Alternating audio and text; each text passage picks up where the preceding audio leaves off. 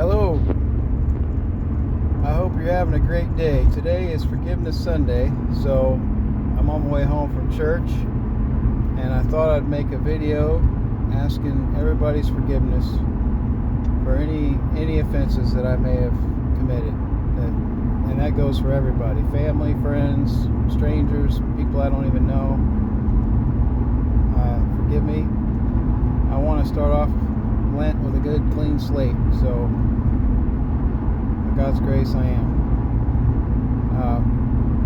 You might notice that I'm wearing a Georgian style hat on my head, and I think it's an appropriate conversation to have along with Forgiveness Sunday, to ask forgiveness for those sensitive types who have a real problem with cultural appropriation. I'd like to have a little conversation about that for a minute. I'm an American. I was born in the United States. My ancestors fought in the Revolutionary War, the Civil War, and other wars. And this hat was given to me. This country's a melting pot. So we have all cultures here, and I have all cultures in my bloodline. This hat was given to me by a Georgian-born man that goes to my church, and it was a gift. In Orthodox Christian tradition, I'll tell you a little history here. This is American history as well, but it's world history. It's Christian history. You know how the Jews wear the little hat on their head to cover their head? Well, that's a spiritual reminder to guard the thoughts and, show respect to God. And Orthodox Christians have the same tradition. It's not strictly enforced. It's one of those traditions that's kind of gone by the wayside as a tradition of men, but it's still kept in some circles. And you'll notice that my hat has crosses all over it. Well, crosses are a form of defense, evil thoughts. It's a symbol of victory over death, and given to us by God. And so whenever you wear a hat, when you go out of your home, see, the priest will come and bless your home, right? So as long as you're in your house, you don't have to wear a hat. But whenever you go out of the house, you're supposed to put on the hat to remind you to guard your thoughts and guard your heart from evil. And we see this tradition in the United States. Now, historically, if you were out of your home and you went into another Christian home that had been blessed by the priest, you could take your hat off there. You should take your hat off there out of show of respect. But if you went into a home of somebody who was a heretic or a pagan and they didn't worship God, they weren't Christian, you wouldn't take your hat off, because you're still got to guard your thoughts. You got to guard your heart and be careful not to sin. And that's not to say that you put yourself above these other people. On the contrary, you're guarding yourself from offending others by trying to guard your thoughts and make sure that you're kind and loving towards everybody. Well, what ended up happening was, in the United States, being that it's a melting pot, it became offensive to the Protestants or to the Roman Catholics if you didn't take your hat off, because you were basically treating them like heretics, and they would get offended. So it became a source of offense not to take your hat off, and it basically became a cultural rule that when you were indoors, you take your hat off. And the military enforces that to this day. So when I was in the military, it was very strict. If you were outside, you had to have your head covering on, but once you entered a building, you had to take it off. And if you forgot, you could plan on having somebody stop you and let you know it. So that's where that tradition came from, in case you were wondering. Now, as far as me appropriating this culture, no, I don't normally wear this. I grew up in Oklahoma and central Illinois, and I wore cowboy hats and baseball hats my whole life, and I still do. A lot of times I'll even wear my hat backwards like I did when I was a kid. And I normally don't wear this, but out of show of humility and respect to my friend at church, I make a habit of wearing it. He spent money on this and bought it for me, so I wear it to church and I wear it home on Sundays. And it reminds me of the Christian tradition. So I'm not really appropriating their culture as in an offensive way. It was a gift. It's very much like what the Indian tribes would do. They would make blood brothers out of other tribes or other even white people, and you could be adopted into their tribe. Now, I know this very well, having grown up in Oklahoma. All of my friends in Oklahoma, my best friends, were Indian. So my best friend was Choctaw.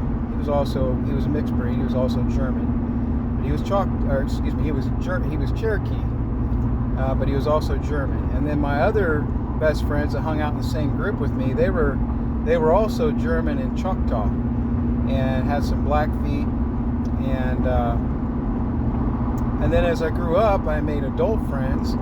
I made friends with a college professor who was a professor of anthropology at Northeastern University in Oklahoma, in Tahlequah.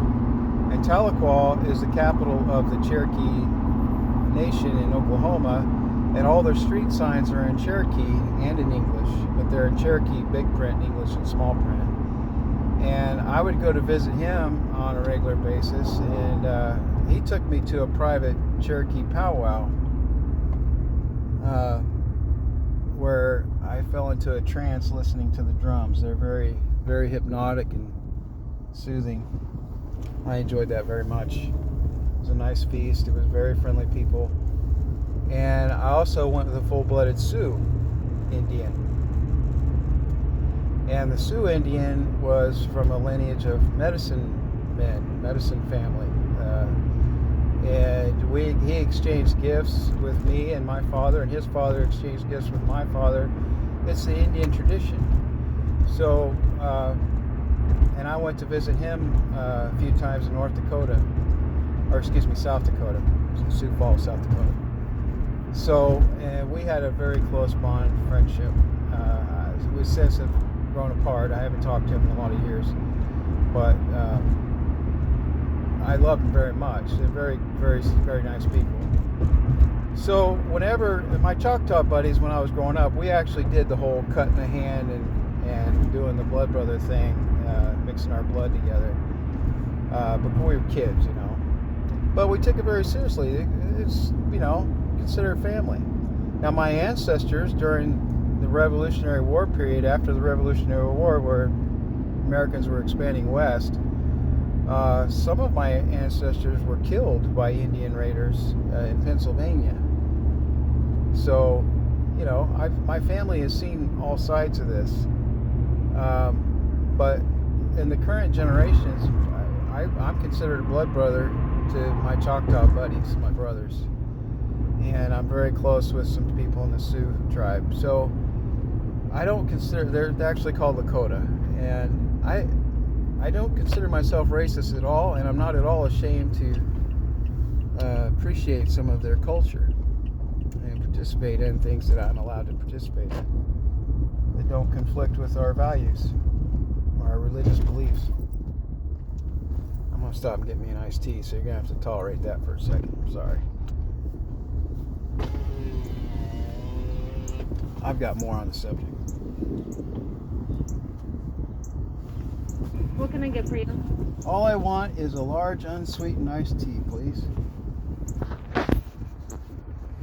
Okay, it's going to be $1.93 for $3. Thank you.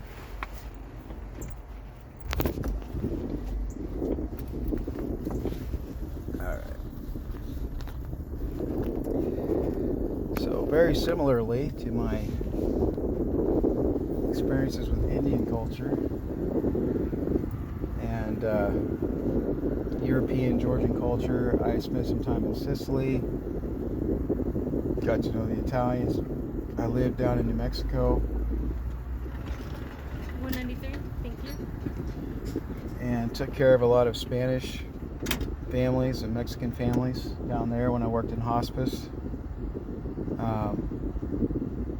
I became very close to some of them. Here you go. Thank you. You too.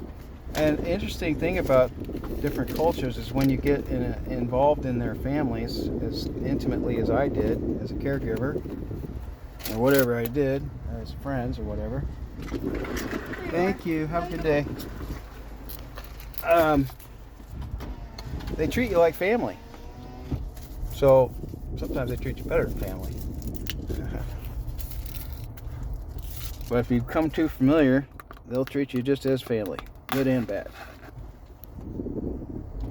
So I don't really buy into all this cultural appropriation offense stuff because I'm an American and because I am multicultural. So let's take that a step further, because one of the biggest red buttons for those folks that get into all that is the whole black and white thing. Well,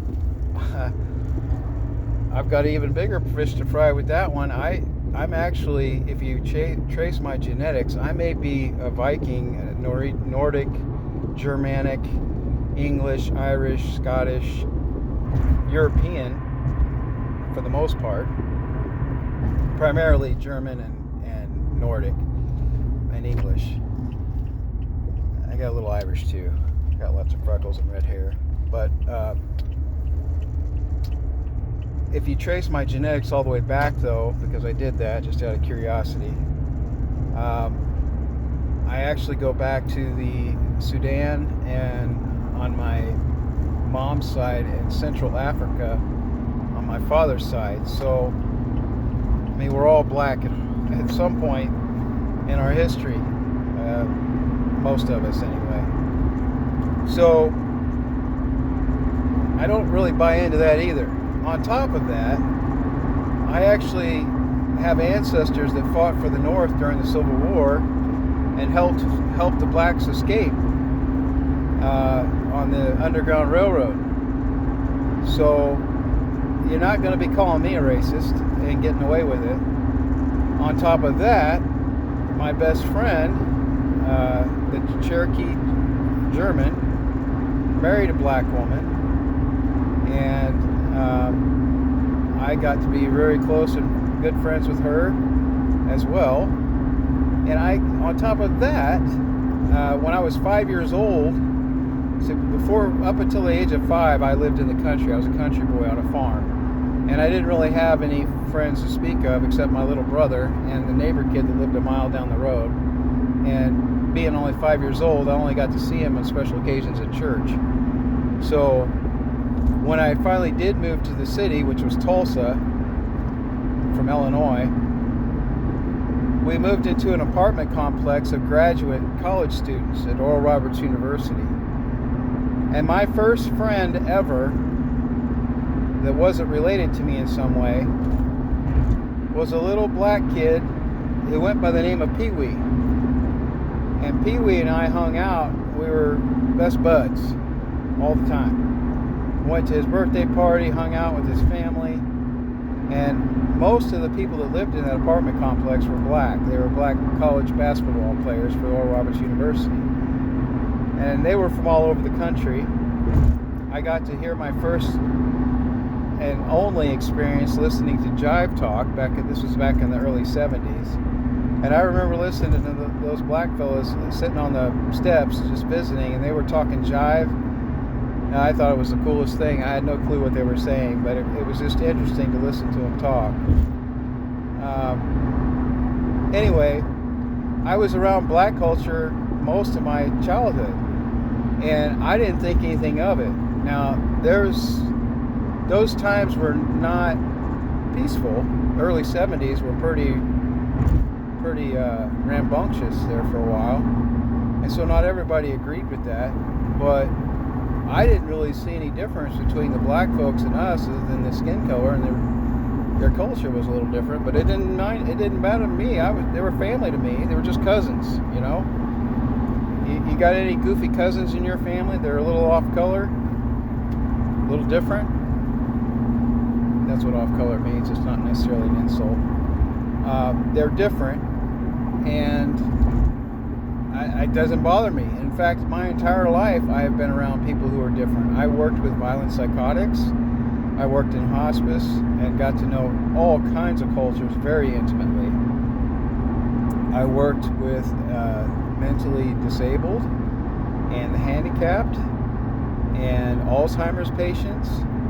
And as a firefighter, of course, I was involved in the military as well. As a rescue firefighter, I went into people's homes at some of the most difficult times of their lives and car accidents.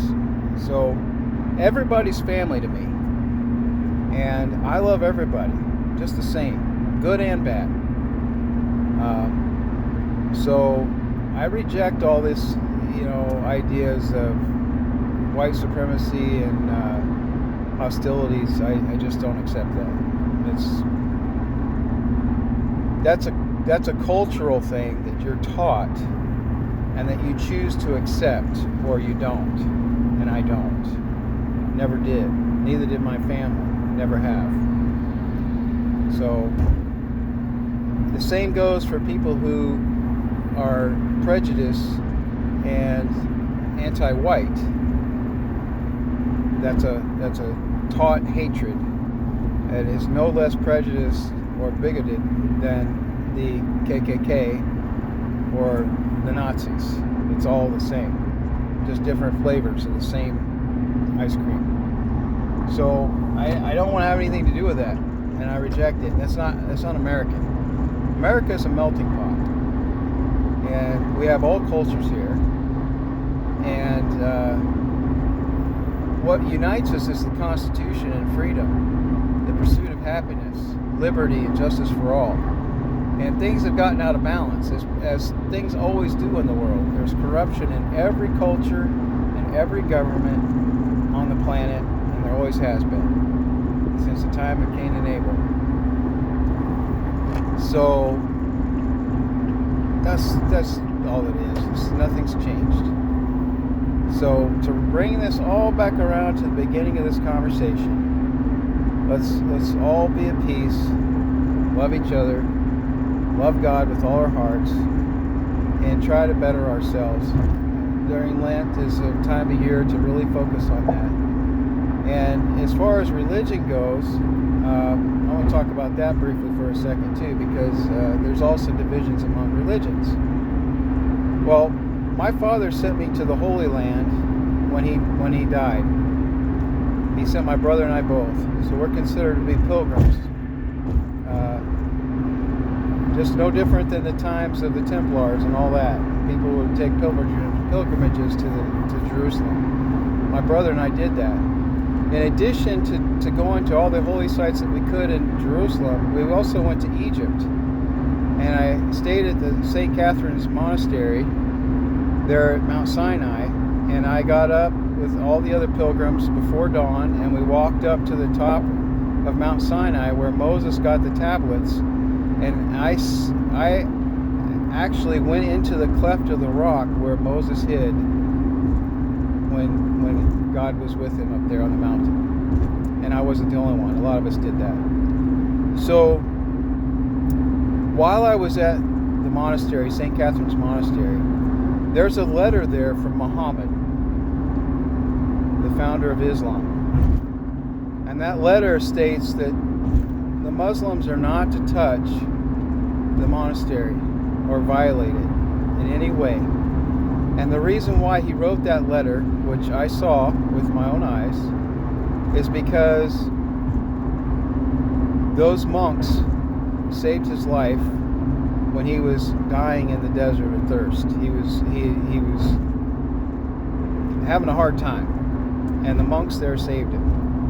And so he wrote a letter that they were to be respected and given their space and not to be molested. And that's been kept to this day. That's the only reason why they're able to survive there, because they're out in the middle of the desert. And it would be very easy for the Muslims to destroy that monastery. They've done it to many other monasteries.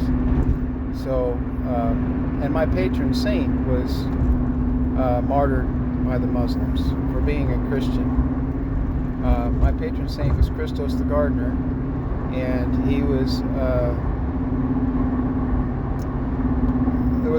there was a man who tried to make him sell his crops at an unfair price because he knew that he was a Christian and he was living in a Muslim country.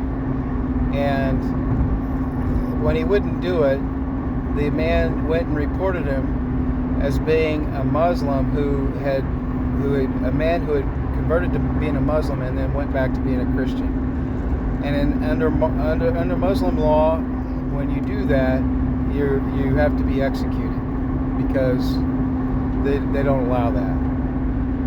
And so, as a result, because he refused to give in to an unfair price, a corrupt man falsely accused him of being a Muslim who converted to Christianity, and he was put to death. That's not bashing the Muslims. I don't agree with their religion, but I respect them for free. They have a free choice. I respect the Jews the same way. Everybody's got a free choice to do whatever they want according to God's rules. It's just that God encourages us to follow His rules, and we don't all agree on what those rules are. But it doesn't matter what we think personally. God is who He is, and He has His rules. And so, I would that everybody would be Orthodox Christian, just like the Muslims want everybody to be Muslim. But that's just not how the world is. So until Christ returns and sets things in order. Of course, everybody's got their own beliefs. I was not raised a Muslim. I was raised a Christian. First a Protestant and then an Orthodox. So that's what I believe. That's what I was baptized into. But that doesn't mean I'm disrespectful to other religions. And just as Muhammad could show respect and kindness towards the Christians, the Orthodox Christians who saved his life, there's no reason why we would, as Christians, would not do the same for Muslims and everybody else. In fact, that is one of the primary rules of being an Orthodox Christian, is love God with all your heart, all your mind, all your soul, and all your body, and to love your neighbor as yourself. And so that is the way it is.